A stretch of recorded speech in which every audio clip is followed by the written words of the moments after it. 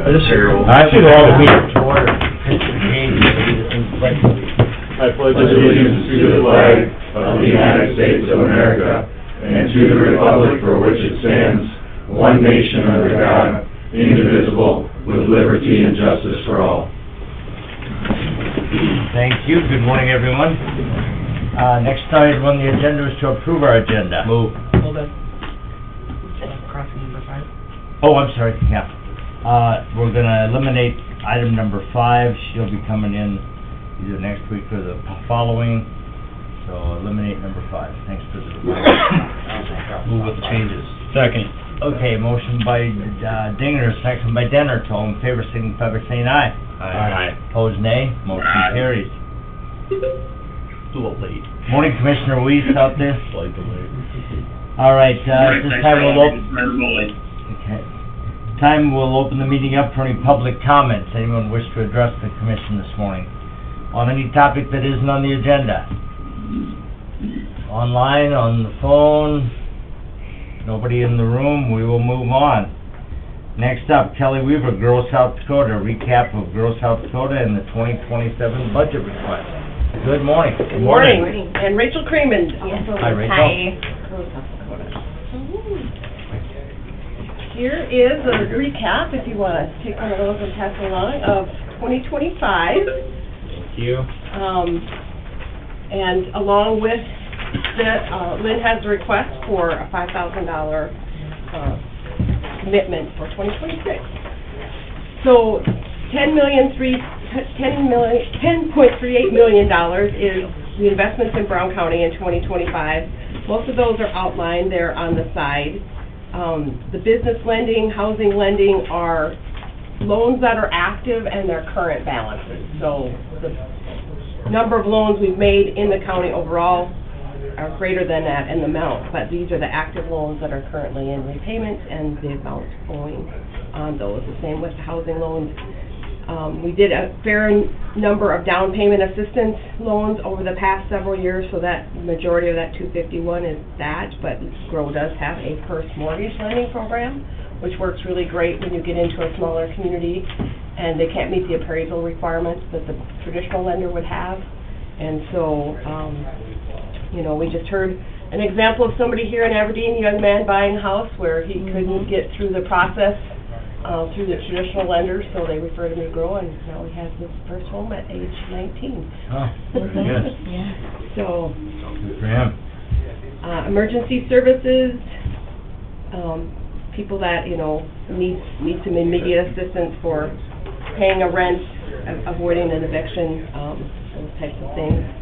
We did get some funding that we were able to give food pantries in all the counties in our region, $500 this year. Home improvement, that is generally income qualified type of work, and funded through Federal Home Loan Bank is one of our funding partners on that. Small Business Development Center, the 82 recipients are people that we count as clients in our service, so that's people we're spending extended time with, meeting maybe 1, 2, 3, 4, 5 times, whatever it takes. Not necessarily the phone call that you get that says, where do I get my sales tax license, or what do you know about this program or that program. And then the funding is just funding that businesses received or that they invested in their own money that we were able to document with them. Weatherization and furnace program, that is our base program for the NESDEC counties, NESCAP counties, 10 counties in the Northeast. Again, a lot of that is income qualified work, and I believe we have a waiting list on that program as well. And then GROW does represent the Governor's House program that is marketed across the state. These are the houses that are built in the prison system down in Springfield. One of those is sold in Brown County. Rachel and I are both housed here in Aberdeen at Melchow Plaza, co-located with the Aberdeen Development Corporation office. Actually, there's another person in our office who just started yesterday. We hired an intern from Northern to help us with SBDC and the Big Idea competition. So she just started yesterday, so count that as 2.2 FTEs or something like that. You can see a number of our board members that live in the county here. NESCAP just celebrated their 60th anniversary.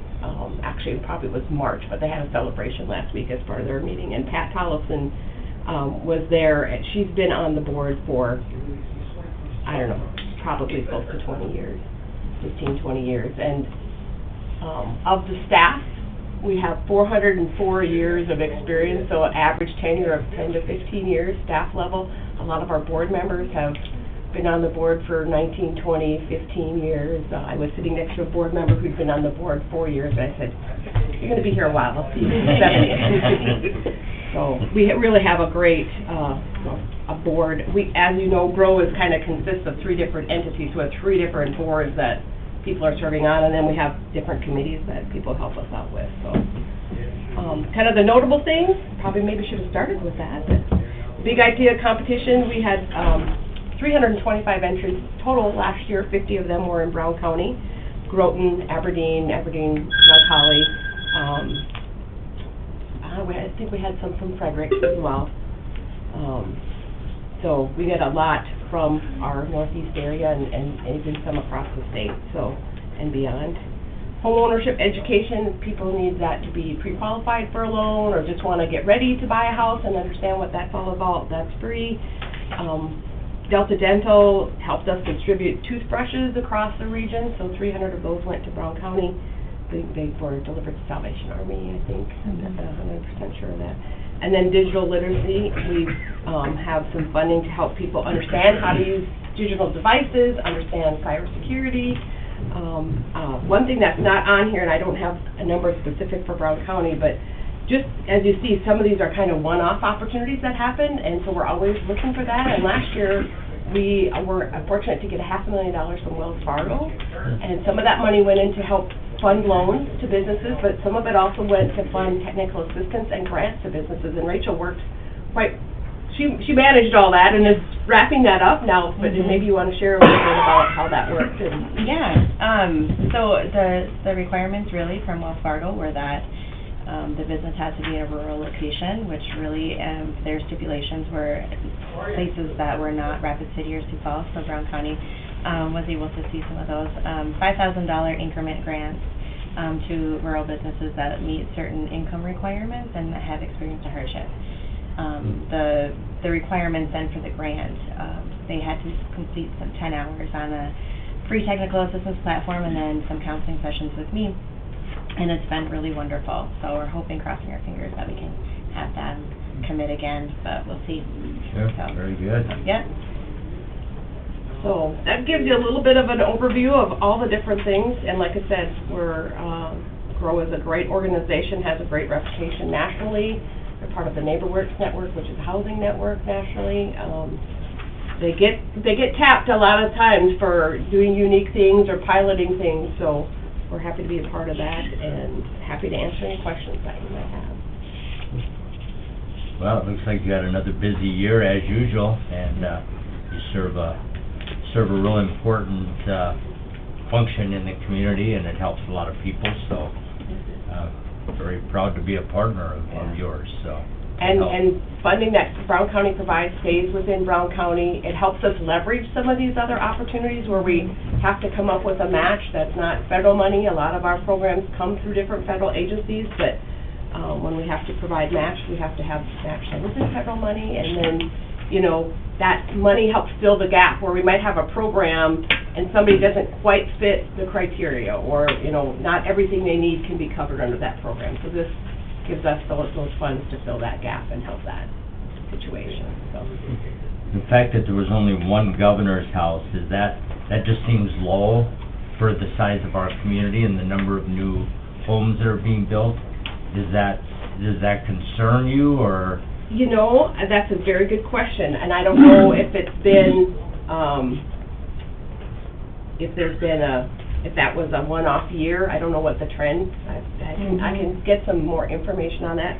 I do know there was a point in time where there was like a 2 to 3 year wait for a governor's house. Yeah. So I think that might be playing into it, and that, I'm going to do this housing development, but I can't wait 2 years to get a governor's house, so I'm just going to go do it. And so it might be more individual people that are doing these rather than that have more control of their own timeline than as part of a project. Like we've seen with the Happy Okay. development, there was a lot of governor's houses that went in Yeah. to that development, along the way, and I think that's definitely played a factor. I think that waiting time is maybe down to 18 months now. I think it's 18. Mhm. So it's getting better, but still that's, in development world and planning developments, that's Sure. sometimes even a little bit outside there, I'll ask the question, I'll let you know if there's something more Yeah. to it than that.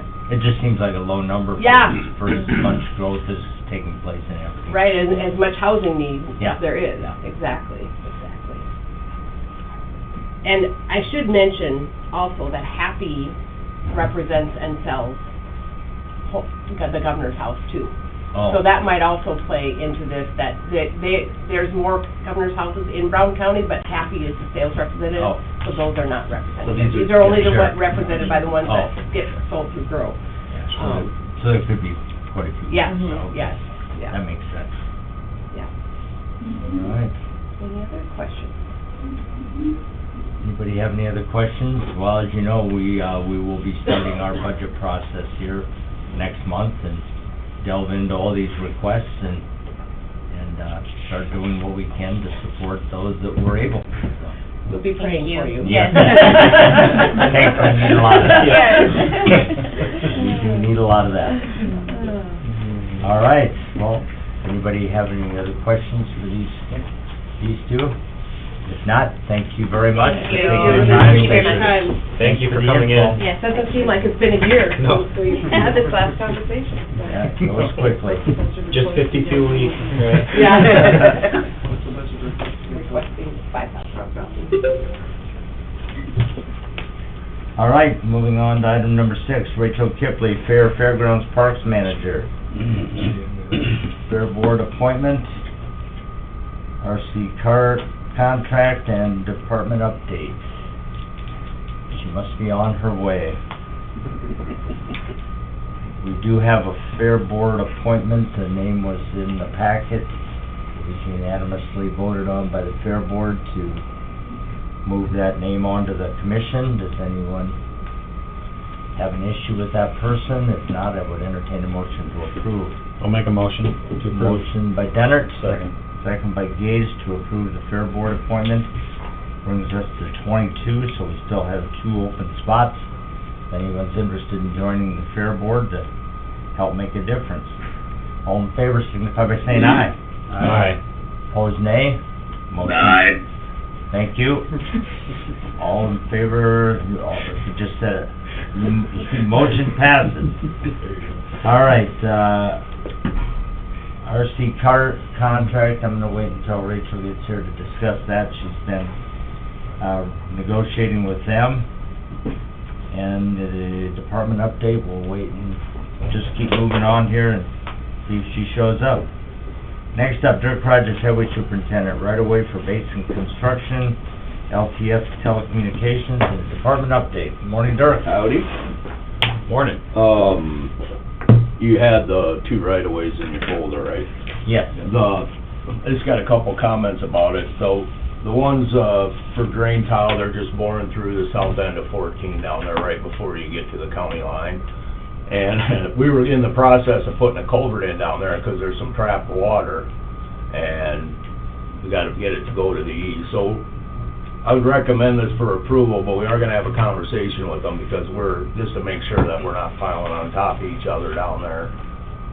Because this water, we gotta do a little grading in the ditch to get it to go over the river, go to the east. So, but, for once I saw one of these and went, holy crap, we're all on the same page for a change, instead of us trying to figure out what to do with the water after it comes out of the drain tile. So, I would recommend the one for Basin for, approval. Okay, we have a motion by Dinger, Second. second by Gage for the discussion.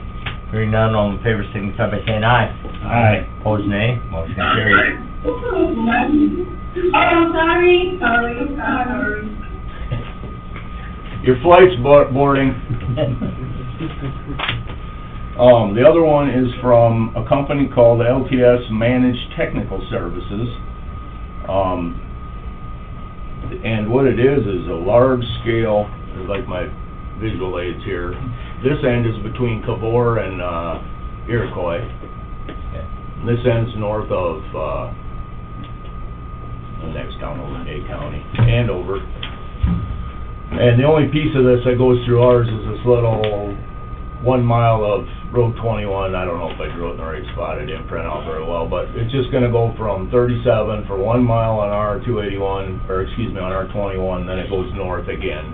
And I looked at the company, it's a pretty large scale thing that specializes in fiber optic infrastructure, so this must be just a whole nother network, and they're a licensed franchisee in South Dakota, so, I mean, it's a large scale project, and it just so happens that it's only on a mile of our county road, but, I would recommend it. Okay. Motion by Gage, Second. second by Dinger, further discussion? Hearing none, all in favor signify by saying aye. Aye. Opposed, nay. Motion carried. Just a couple things we got going on. Of course, we're still messing with the detour, which is going just about as poorly, and slowly as possibly can, but, we're just gonna keep at it every day we're out there. The rain didn't help, the stuff we haven't got put back together yet, but we need the rain, so it's all right. So we're just gonna continue pound on that with a stick until we get it done, I guess. Temperatures need to warm up a little bit. Yeah. We had a small window there, we got 2 miles of it primed, and that's hanging in there okay, but we gotta go back and chip seal that and then finish the other 4 miles. Monday or Tuesday after Memorial Day, whatever day that is, 26, 27, something like that, they're gonna start on the crossing over there on 14 on the east side of the bean plant, so we set it up so traffic won't be closed, but it will be, actually there'll be stoplights there, so, that should work, I would think. So it's not gonna be closed? No. Okay. Yeah, Good. and that was, just so you know, that was an option presented to us. The whole thing could have been done in 2 weeks, but it would have been closed the whole 2 weeks, and, didn't need guys like you calling me all the time, so. Yeah, I don't know which one's worse or better, Maybe the 2 weeks, maybe we should, but Yeah. we'll work with it. It needs to be done. Yep, and the reason that I chose that is, basically, we'd be pushing traffic over on that crappy gravel end of, Fairgrounds Road over there, that's another township road we're running a bunch of traffic on, and I got about all that I need right now, so. That's close too, I believe. Not right there, it is, you can't get in on 19. And I don't know the exact date, but Roosevelt and, Dakota. no, Roosevelt and 8th is gonna be closed. Oh, yeah. Yeah. So we're gonna, they're gonna open up the sports complex intersection over on 19 before they close, otherwise we're going nowhere in a hurry. Right. So, I just told them we need one way out. There's technically 4 ways out of our shop, and we use 2 of them regularly, but we do have 2 other ways out, and I don't like using them. But at any rate, they're coordinating with us, and that's going fine, but yeah, it's that time of year, so we'll have a goat rope going on in a few spots. Sand Lake, they're hauling material in there today, so, they're going, we got, hopefully, again, we got the same problem on that detour. We need things to warm up a little bit so we can fix it. South of Houghton's probably the worst of that right now. But, we haven't done much there in a while. It's been slowly going to hell for a while, so. Haven't heard a date on the hot in place yet. We did a little prep work down there, so we're not holding them up. We had a few things we needed to do. And then we haven't had a pre-con on the cold in place yet, but they're both, it's still May. We got time for them. Sure. And then we're gonna, when we get done, if we ever get done with the detour, we're gonna go out and get things nice for nitty-gritty dirt bands bus out at the fairgrounds whenever they come through again. And then we're gonna go up and do 9. And then hopefully by then we'll see what we'll have to do additional work ourselves, the county, on 14 and 16, but it won't be till after they're done with their processes. And we'll be doing our other paving and patching, and we're watching the water. Despite it not being our problem, well, indirectly our deal, we have been monitoring the water well beyond what we normally do, just try to get ahead of the stuff.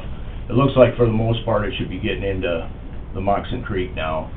You know, once you get past the Hale Mile, you've got a whole bunch of stuff you're trying to work through with that water and a bunch of different channels and stuff in there. And of course, the original location where the foot went in the MOG is actually inside the wastewater plant now. And they've, you know, that's been moved and rechanneled over the years. So once it gets in the MOG and gets kind of going, I think the worst of it's over right now, but famous last words. Yeah. So, what do you guys got? Those are the things we're working on. I think you've covered pretty much everything that I've been receiving calls on. A lot of concern about the level of the Foot Creek and how it's spreading out and what might happen if this happens or that happens. A lot of speculation there. Yeah. But a lot of unknowns, but we'll deal with them as they arise. There's a couple spots where we can check, you know, the specific ditches where we know, okay, wait a minute, if it's getting in here, then this is gonna happen, and, you know, it's running really full, but it's not what happened when it flooded in 13 or 12 or whatever the hell it was. Everybody went nuts out there with excavators dumping water on their neighbors, you know. Right. So, and there's quite a bit of, there's a lot of storage in the bottom of that. You know, we were talking yesterday, if that thing came up 5 feet down there by the pipe we were talking about to the point where it would backflow into our wetland or something, the width of the Foot Creek would have to be, I mean, the new development up there in the corner would be underwater if that happened, you know. Right, right. So. Can you just go into just a slight detail on what that is on that ditch there? Sure. For wetland and why that is that way? Yeah. And there, just 'cause I've had a couple calls from people in Rolling Hills and stuff This that is all were, repeat for you. yeah. You can see If if I you don't tell, mind, just you so can see if I everybody tell knows. the same story. So, when 12W, and actually, I even looked at the historic aerial photos this morning to make sure that I had my time sequence right. But when 12W, it's really hard to see on these maps. We got a bigger town map somewhere? This is the biggest one there, maybe. It's not on That one's a little bigger. It just says 12W.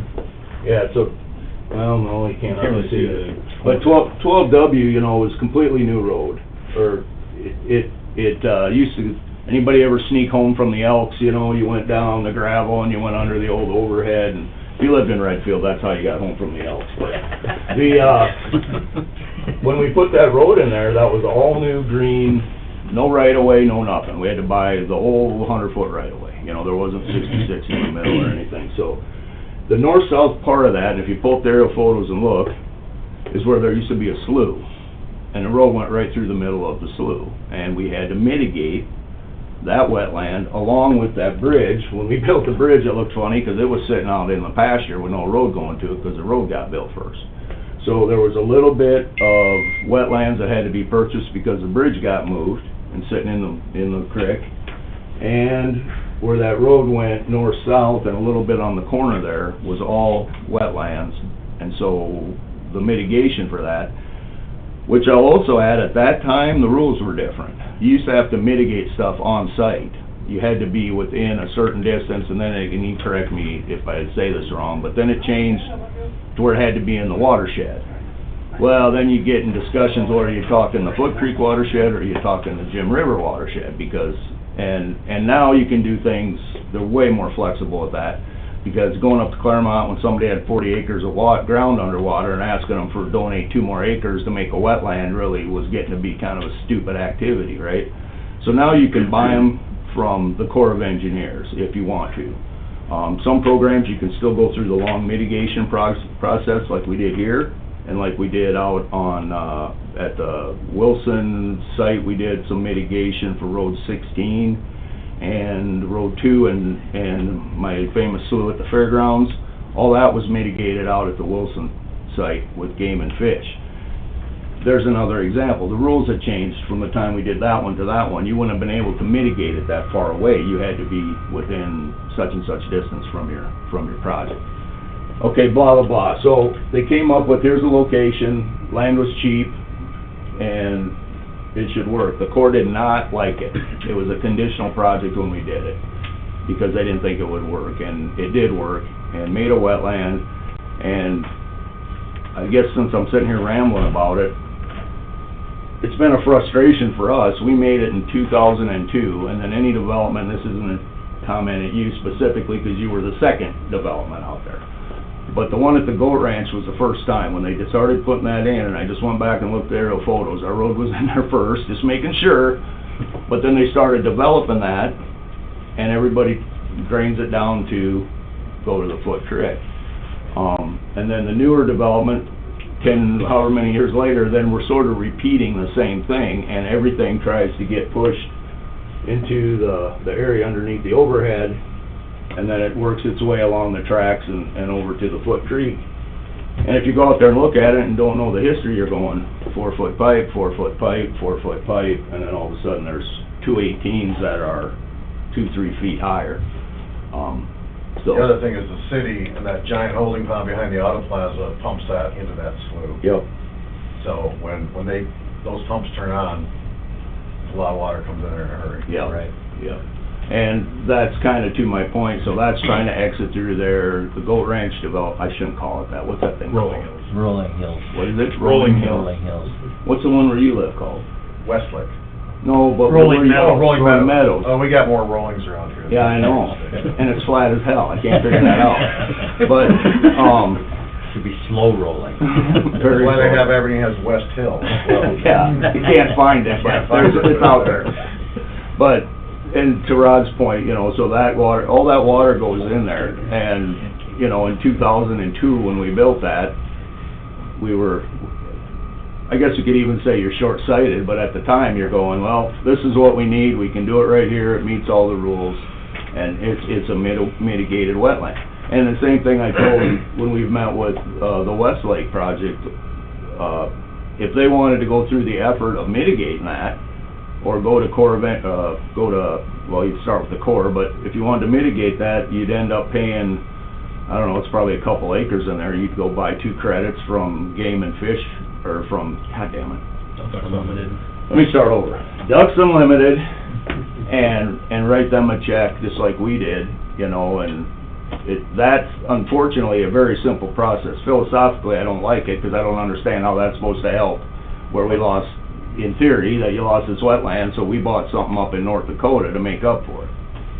But whatever, it was easy. As long as the ducks understand. Yeah, the ducks did. I don't know if they speak North Dakotan or not.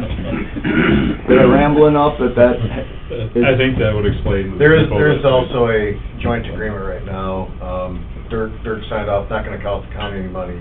City of Aberdeen and the Westlake developers have agreed, we've talked to the Corps to clean out that ditch to the construction level. It's been completely, it's obviously very silted in. I saw, Dirk, you had a contractor out there replacing culverts a couple weeks ago or whatever it was. Yep. They looked like they were in fantastic shape after being in the ground for that many years, but the guy said they pulled the top half of the culvert out and there was nothing on the bottom. Yeah, the bottom was gone. The bottom was gone. So anyway, so we're trying to improve flow there. I've talked to the city. If you look at the aerials, you can see there's actually a channel on the east side of that 281 berm. So if they would get in there in the wintertime, I'm not telling them how to do their job, but somehow get in there and reestablish that channel that runs from north to south, would help that water flow faster to get to those 4-foot culverts underneath the berm and get it going to the west. But it's, I don't know if you knew this, but Aberdeen's kind of flat. Water doesn't like to go anywhere. Good enough. Yeah, those pipe, we replaced them with poly. We've been using a lot more poly now. I saw them coming on the semi, they're pretty impressive. Yeah, when you're in something that you pretty much know is gonna have standing water in it, does exactly, I don't know how many of them you pull out, and the top looks great. No bottom at all, but, so, anyway, is that good enough? I think Jackwagon's hyphenated, isn't it? I'm not sure that we were worried about the spelling on that one. I can't believe you did that, honestly. I didn't do that, but that's... Anything else? You answered all the questions that I've been receiving. All right. All right. Is there, can I? Yeah. Go ahead. They're a totally different subject. On Brown County 13, where the city has the detour for the north end of Yeah. Hobby, can you put a stop sign Yep. in there? Because no stop sign, they're not stopping. I know, I saw that. And they usually don't stop very well down there anyways with stop signs, but they don't stop at all. No, I actually told somebody to put one there yesterday, 'cause I went up and looked at the water. I don't normally get up there at like 7 in the morning, and I came through there and went, well, first off, I'm like, where the hell are all these cars coming from? Then I got up there and sent somebody back. I go up and see if there's a stop sign up there. So I think we might even have put one up there already, but if we didn't, we'll get it today. Are you talking about the Happy Development exit? Yeah. There's no stop sign there? Where they're leaving out the Where they're north leaving, end, yeah. by Northwood, yeah, there's no stop sign. Really?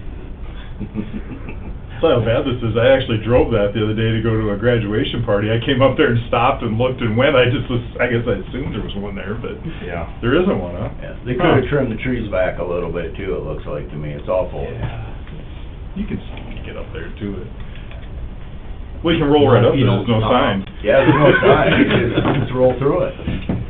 All right, I will stand by for future Sounds good. discussions. Yep, all right. We'll back up and, take up, Rachel. Did you already do the speed limit? No. No, you, That's up next. Oh, Yeah. okay. That's why you're here today. Might have to listen in. the people that are requesting don't know how happy they are that you're not on the commission. I'm sure they Yeah, I'm sitting are. in the same seat. And just the point so we don't get calls, it's Blackhawk, not Nitty Gritty. Oh, sorry. I was I didn't I want was to get gonna- people Blackhawk. posts up or I was down. gonna say, we're gonna get. Well, I think it was the Yeah. Bellamy Brothers band, we had to go out of there one year, I can't remember. Well, good morning. The first thing I had for you guys, if you're willing, we had one more appointment to the Fair Board. Oh, are we good? What else do we got? I thought that was a no-brainer, so. And Okay. then the RC card Well, contract. maybe I should not show up more often. Yeah. On that, you have the updated contract. Didn't know if there was any questions on it. They were good with it. We are gonna let them put some additional electrical along the south side so that they can have, additional participants, for their races. But yeah, I think it's a good compromise. Questions? Move. Okay, we have a motion by Denner. Second by Dinger, to approve the contract with the RC Kart Club. All in favor, signify by saying aye. Aye. Opposed, nay. Motion carried. And then by way of just a department update, met with the Aberdeen Karting Club last night, where there had been some rumors of how that organization was gonna go forward. Lance Burns and Jade Schott are the two remaining board members on that. They've been running races since, they didn't know for sure on the date, but late 80s, early 90s. So, they are looking at probably closing up shop. They just, due to dwindling participation, there's only 3 of those karting tracks left in South Dakota. So when ours closes, it sounds like there's one in Miller and one in Brookings that that are still open, but, they will, with all the improvements as per the contract, those go back to Brown County. They'll get some of their stuff out of there. We'll help them clean it up. But yeah, there will be no more karting club at, the Brown County Fairgrounds. I don't know if you guys need like an email or official letter or something from them with the contract, or if their verbal is enough, to just show that that contract is ending. I think they probably have written. Get an email or a letter from them? Yep. Okay. We can put it in the file and have an official notice. Okay. Any questions on that? So we will take a look at the area and see with the fenced-in area if there's a better use for it, and I'm sure people will have ideas already, but if you guys... Holding pond. Yeah, there you go. If you guys hear of anybody in the public, please send them my way, because we've got some people already kind of contacting about ideas of what to do with that property. We did get, I think I mentioned to you guys yesterday, the Aberdeen Public School is donating those 2 ticket booths to us.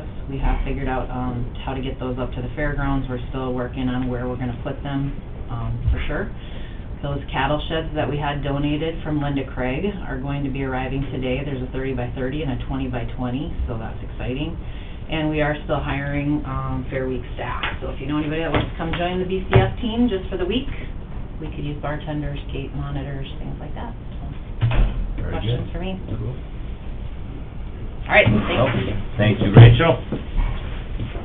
All right, next on the agenda, discussion on Brown County Highway 13 speed limit. Good morning, Rod. Good morning. How is everyone today? Doing well. Thank you.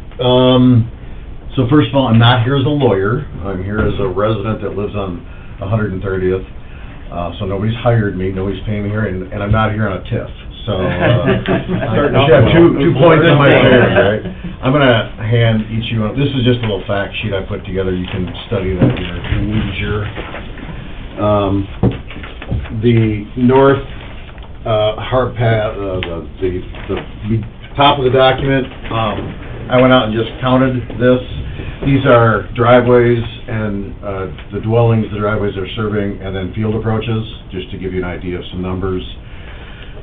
It'd probably be pretty easy to do from Google Earth, but I decided to do it the old way and drove up and down the road. The total number of driveways, on this is a 4-mile stretch, so here, I printed one of these maps, it didn't print very well.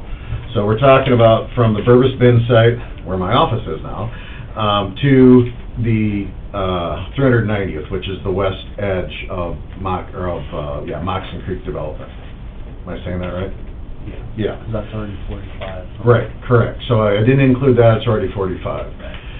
So, I understand that this is probably gonna be an unpopular request with certain people, and I understand why. This is a bypass, a 281 bypass. But we can't, I think, ignore the fact that there is a lot of traffic entering, particularly in the 2-mile stretch from 387th to 389th, from 5th to Roosevelt. The bulk of this data you're going to see here, that's where, Rolling Meadows has 33 lots with 32 houses on it. Wishmeyer's own 2 lots, 1 house. The Norwood development, which is on the south side of the road, just east of the Happy Approach, has got 39 dwellings in there. The north side is Camino Real, and I don't have any idea how to classify how many dwellings are going to come out of the Happy development to the north. But I can pretty much guarantee anybody that's going to high school is going to go north, hit 130th, go to Roosevelt, and go south to get to the high school, as opposed to trying to wend their way through school. So the concern is just the speed of the traffic coming down the road. The bottom shows some speed statistics. Some of this is math. I think I did it right. 55 miles an hour versus 45 miles an hour as far as distance traveled. To go from a 55-mile-an-hour speed limit to a 45-mile-an-hour speed limit, it's going to take somebody 58 seconds longer to go 4 miles, so less than a minute, if you're following the speed limits, which doesn't happen a lot. More importantly, there's a lot of semi-traffic on that road going to the AGP plant, just going around town. So Google gave me this, so I don't know how, I hope it's accurate, but I found it fascinating that, the stopping distance of a stopping distance of any vehicle is made up of 3 components. The perception distance, when do you realize you need to stop? There's a period. Then your reaction distance, once you realize you need to stop, how long does it take you to hit the brake pedal? And then the actual braking distance of the vehicle itself. And when you're traveling faster, all of these things get elongated and mangated. So if it takes you 1.5 seconds to realize you have to stop, if you're going 55, you're going to cover a lot more distance than if you're going 45. And then when you actually apply all those things. So I gave you the breakdown, not that it matters, but it's a huge stopping distance for a fully loaded semi between 55 and 45. So that's kind of the stats part. Kurt Wishmeyer, who was really the spearhead behind this, he's also a resident of Rolling Meadows.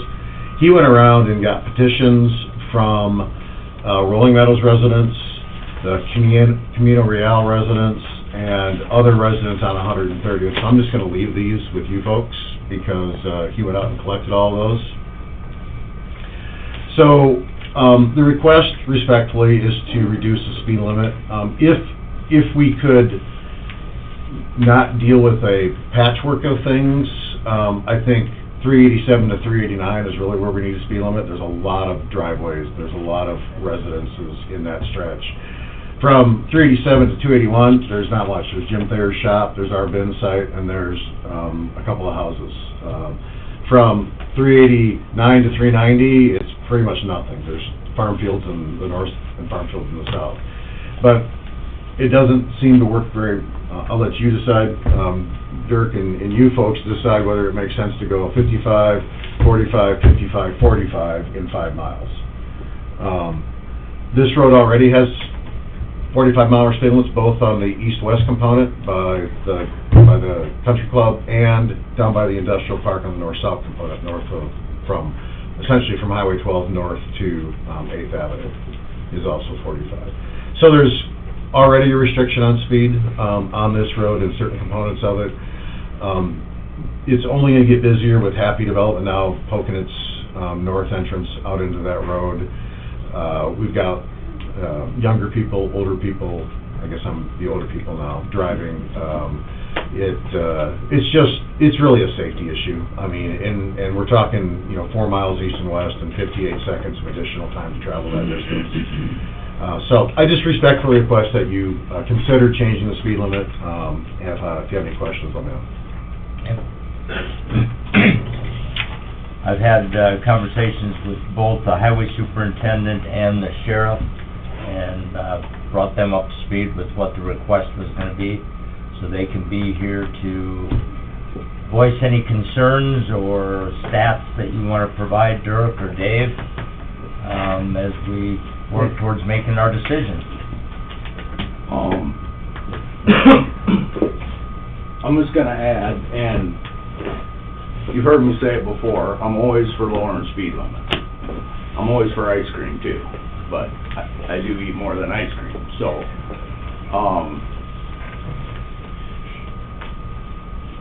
got a couple things to unpack. I didn't mean to jump in front of you. You're fine. I didn't know how ready to go you were. You didn't look as antsy as, we did do, after you talked to me a while back, and we did traffic counts out there. I'm gonna qualify them a little bit, from, April 16th to April 20th, okay, this year, which was probably not like right after we talked about it, but Sure. shortly after we talked about it. I will qualify as saying low limits are on, so that I didn't try to come up with the esoteric, what that's gonna do to the road, but I would just in general, low limits are on, so I know there's not as many trucks around. And that time of year, it's pretty normal, that kind of thing.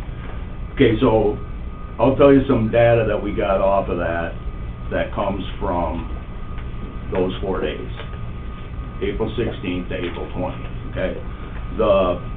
The traffic count, the total traffic count right out of the gate is about 3,100. That's close to what it's always been. It goes up a little bit in the summer, and it's probably gone up a little bit with the AGV plant, but some of them trucks are already coming around to go to Grebner. It isn't, all of them are new. So that number was pretty close. The average speed is 54.4. And what we did is we've had 2 counters out there. One was on the west side of your development and one was on the east side. They were pointing different directions. They're more of a check to each other, that all of a sudden, because they were basically collecting the same data, just another 200 feet down the road, and that was to just make sure that they all jive. So I'm only reading what's on one, but it's within plus or minus 0.5% of what the other one says. There's a few differences in there. So the average speed is 54.4. Now, there's a statistic, it's called the 85th percentile. And what that is, it's the speed that 85% of the cars on that road are driving at that speed or less. And that, under normal, and I'm gonna sneak into stuff I'm not super well versed about, but like if we're at the DOT, that's the number they're looking for. That's the 85th percentile is what they would set their speed limit at if they were just doing a blind evaluation on something. So, side note, if we were going to use that criteria, we wouldn't have any data. I'm not discounting the public and I'm not discounting safety, but purely off the numbers, the speed limit wouldn't get changed based on that evaluation. There's a little more to it though. That 85th percentile speed is actually like 58 or 59. So 85% of the cars are driving 59 or lower. The other 15% could be anything, because the top speed out there at 6:30 on the 14th was 84 miles an hour. And there was 2 of them. There was another one at 10 in the morning, which really surprised me. That was about 86 miles an hour. Percentage of trucks on those days, which is sort of why, is only about 9%.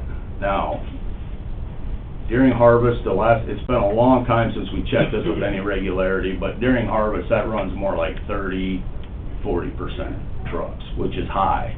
But I think I know that was a number at one time. I haven't dug right into the truck traffic thing again, but off of our classifiers, 10% of it was trucks, and there was 0.3% was motorcycles. So I mean, it's picking up the different ones, and 90% of the traffic is a sedan or an SUV, single trailer. So you know, we've got the average speeder is going 58 or 59 miles an hour. And the truck traffic at this time, which I'm not saying that's the peak by any means, is about 10% during that time. But that would mean there's 300 semis Yeah. on a 30,000 count. Yeah, roughly, it's about 300 semis. Okay, so that's the number. I'm kind of jumping around on this, but you gotta get the idea of what I'm saying. It's not overly anomalous, at least on those days in April.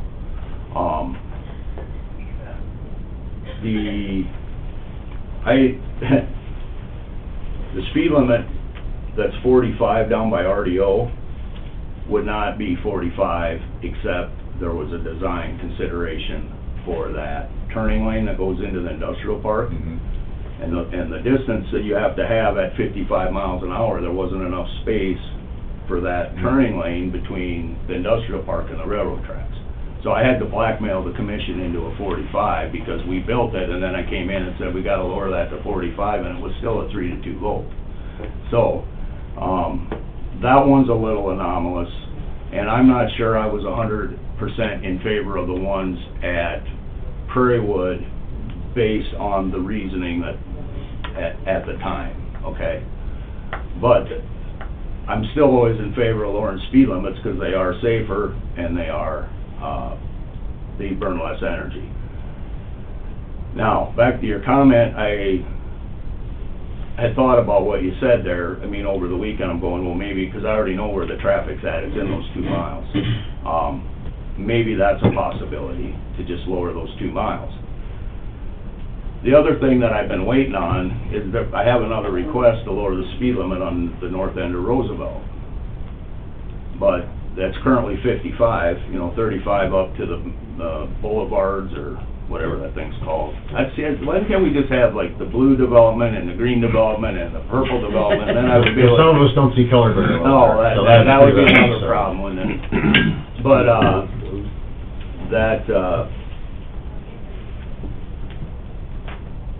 North end of Roosevelt.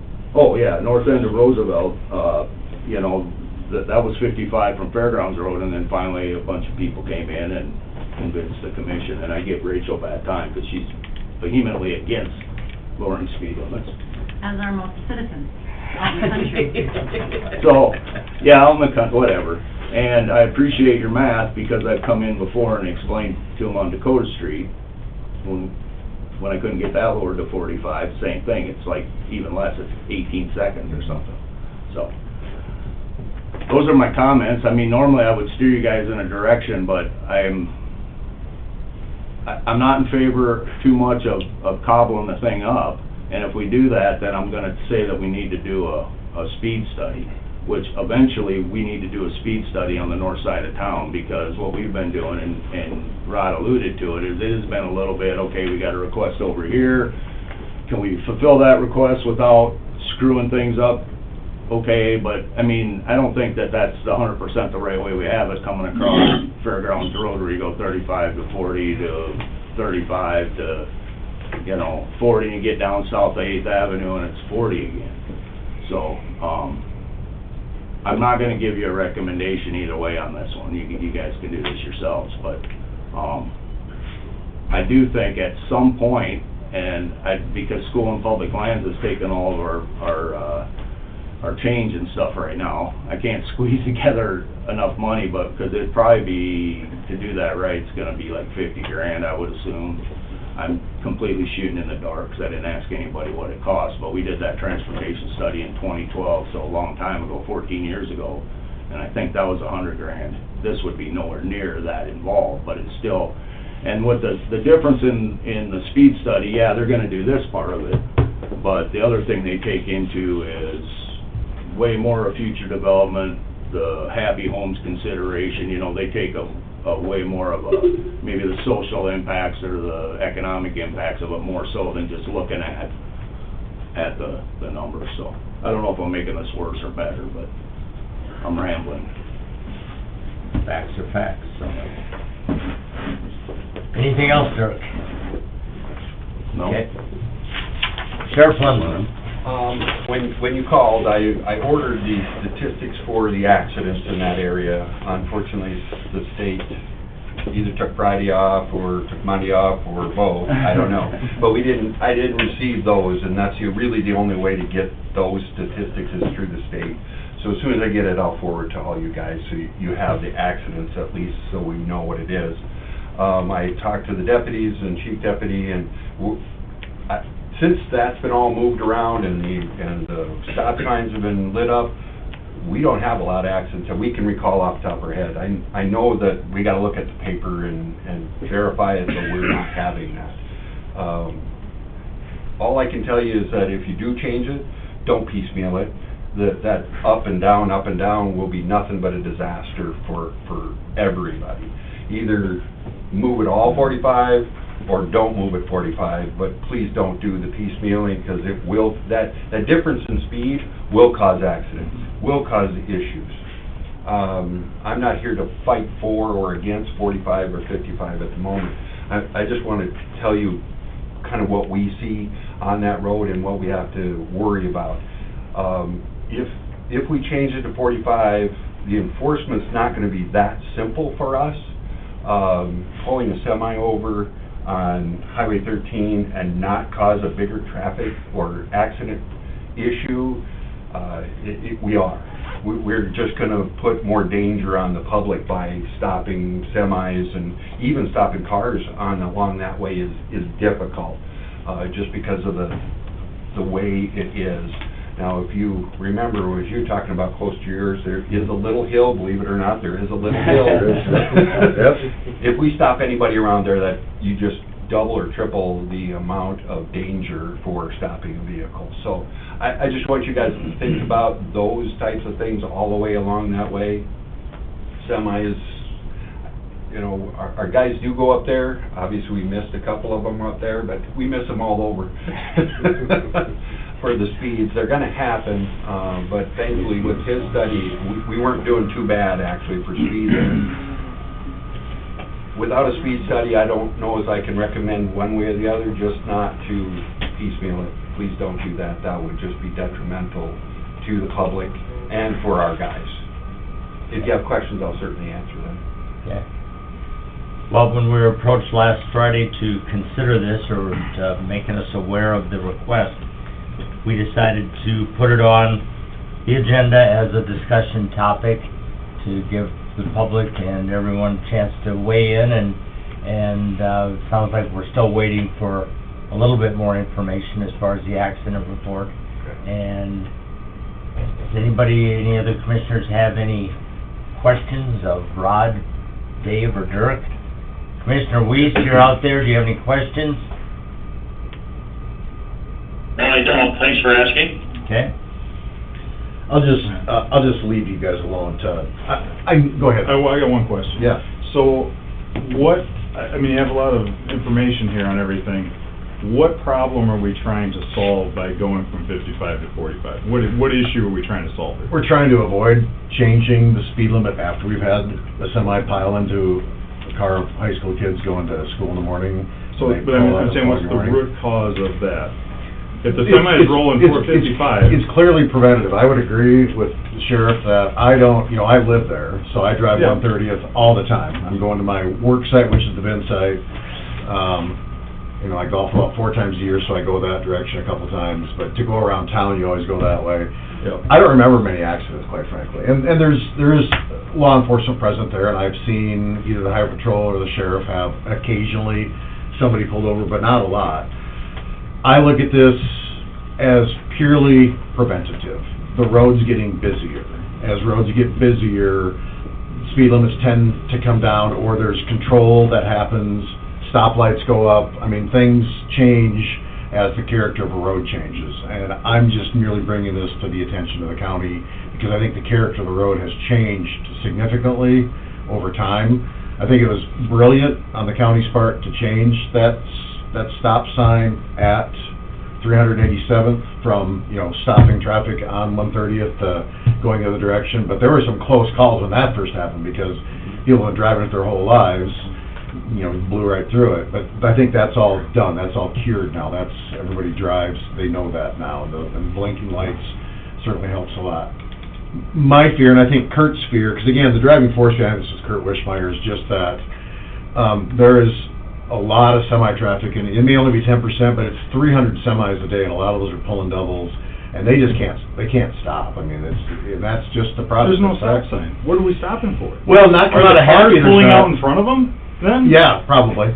Okay, I mean, yeah, it's gonna take a long time to stop a semi, but the semi's rolling, by the time they probably get to yours, they're doing 55, because if Yep. they come over the hill off 281, or they've had 3 miles to get up to speed on the other, they're rolling Yep. 45, or 55.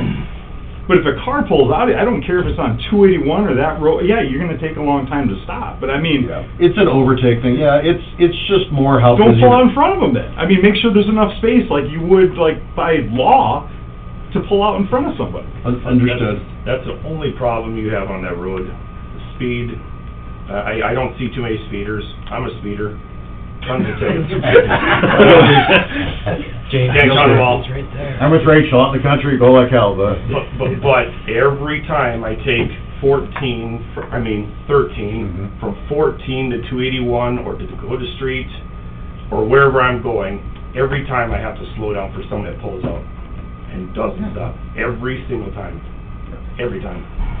like I said, It's really bad. It's just more than us. I wanted to bring it to the county. Kurt gathered the petitions. There's a lot of people that live there that clearly feel the same way that he did. He asked me to bring it to you folks. I've done that, so I appreciate the consideration you're giving it, and ultimately we will abide by the county's wisdom and what they decide to do with it. But The ironic thing to what you're saying is everybody that pulls out in front of you is coming from Dakota or Roosevelt Street, and where do they go? They go to Northwood or where you live to pull in. It's true. They're not going through, to No, 281, they're not going to 14. No. They're pulling out quick and they go into Northwood, or they're going to where you live. When you got all these semis, they take them a half mile to get up to speed, and then they gotta stop or slow down for people that just gotta go a half mile. Yep. That's what really, that's what my truck drivers say. That really fries me, maybe that's something you guys could look at. It's obviously worse in the commuter times. We're a big municipality now, so we have all these commuter traffic. But it is busier in the morning when people are getting ready. And so when you have a stream of cars coming down 130th, pretty soon somebody who's trying to get into the stream of traffic gets antsy, and then they probably pull out when they shouldn't.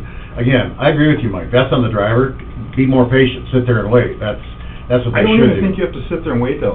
This is a road I travel a lot, too. So I'm not just saying this on some place that I've never even traveled on. I get off and on that thing all the time. I don't recall a time where I'm sitting there and I'm looking at my watch and I've been here like 2 minutes and I can't get out on the road. Yep. I mean, coming in today, I literally could have just crawled across the road and still not affected anybody to cross it.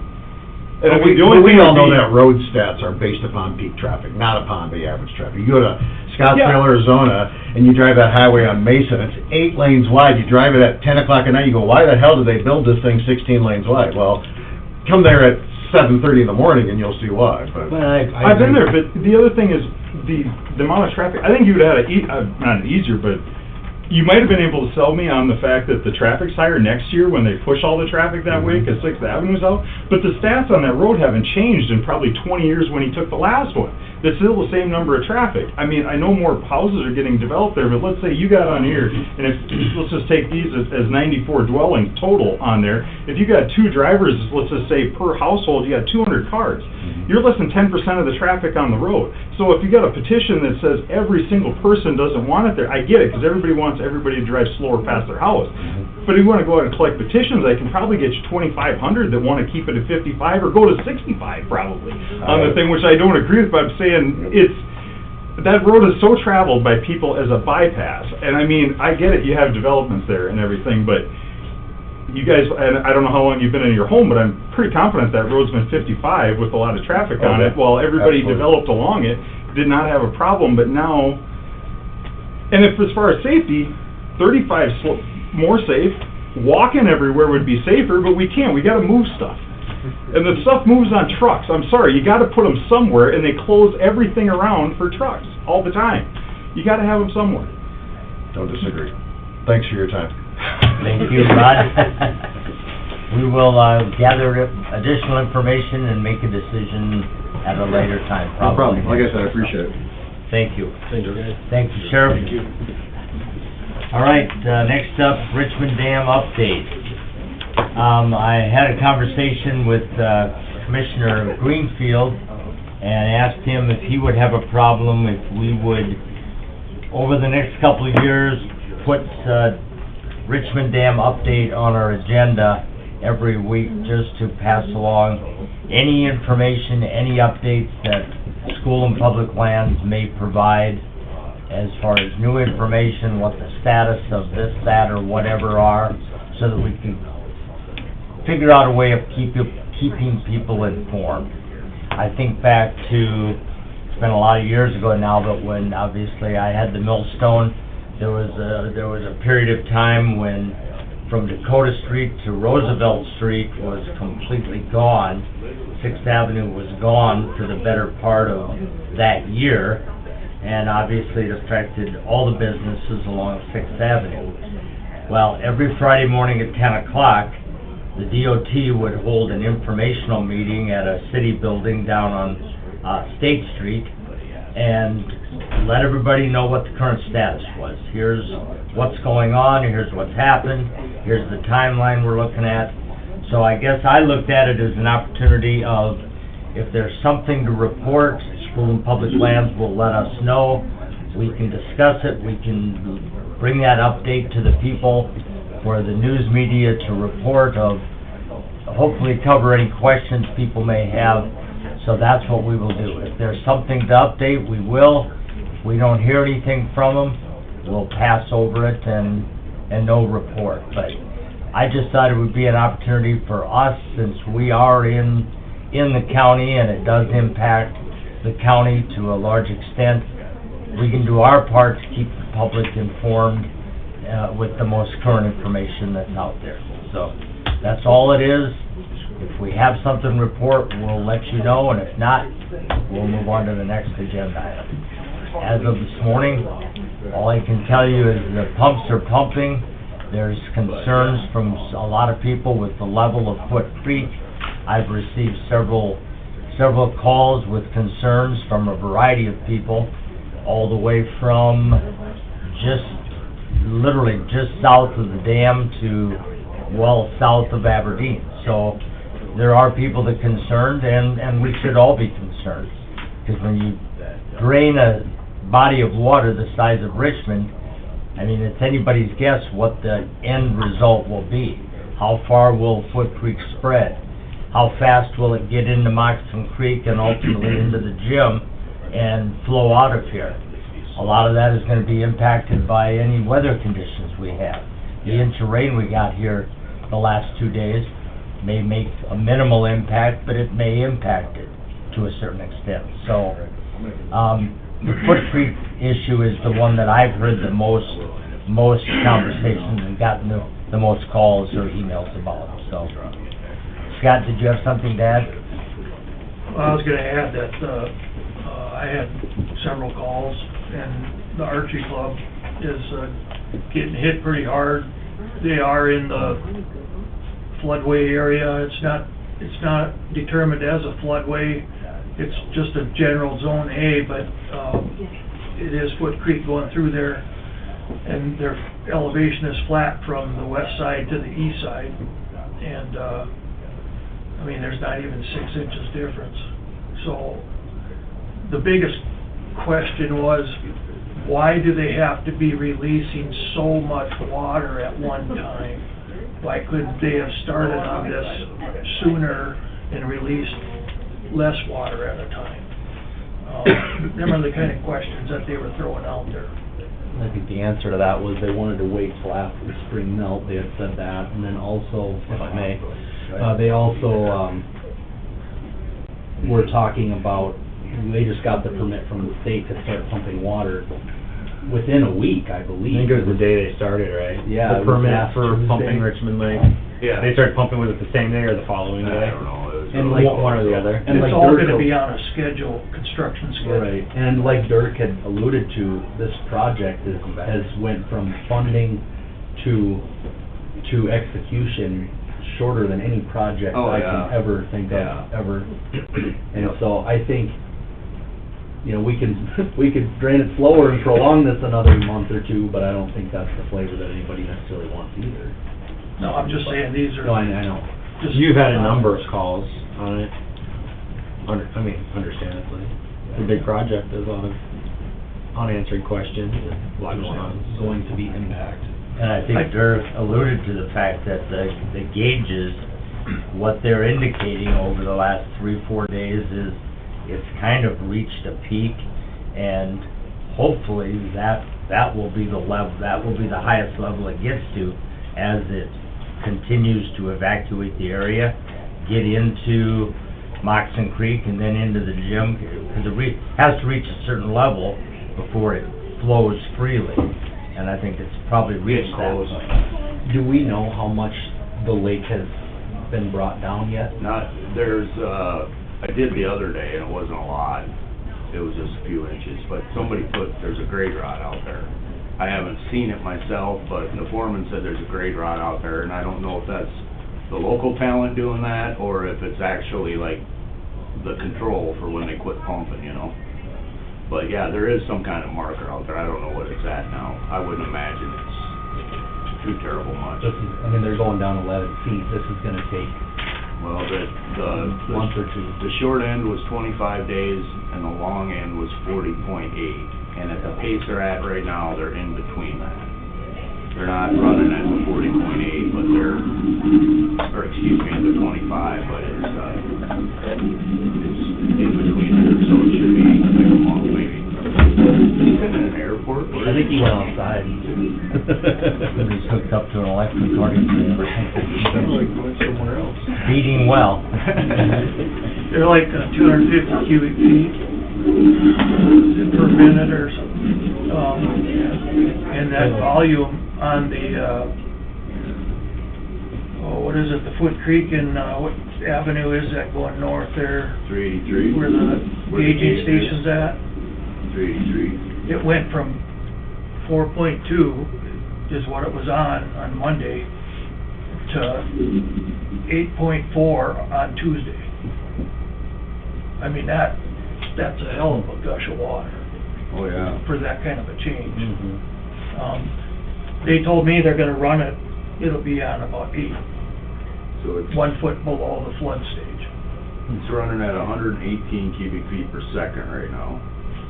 How many? 118 cubic feet per second. And that's got they'd have to have they've got 3 pumps running now. They're not running at full capacity, but they do have all 3 of them running. So they're running about 120 cubic feet. There's 7.5 gallons in a cubic foot, I think, 7.2. So that's 700, 800 gallons per second. It's going under the bridge at 383. Because it helps that it's not wet. Oh, yeah. There's not really much of any other runoff to speak of. Oh, no. I mean, an inch of No. rain won't do anything, No. especially as dry as we were. Right. So, No, unless you get one of them deals like what happened up at Elm Lake. Well, You right, had right. 7-inch rain on top of it. But that would create a big problem. But A something, big problem. I don't think it's, I don't know. I think once it is pretty continuous and steady, Yep. you know, the people will kind of get used to that elevation. The 9 foot on the gauging station there, if you look back at history and you look at the 8 foot mark, there's probably been a handful of flooding in the last 10 years, roughly, at the 8 foot mark, for just, short periods. Yep. That's just 1 foot below flood stage, so, and then we've had a couple of them at 10 feet, a foot above for flooding, so, on that gauging station.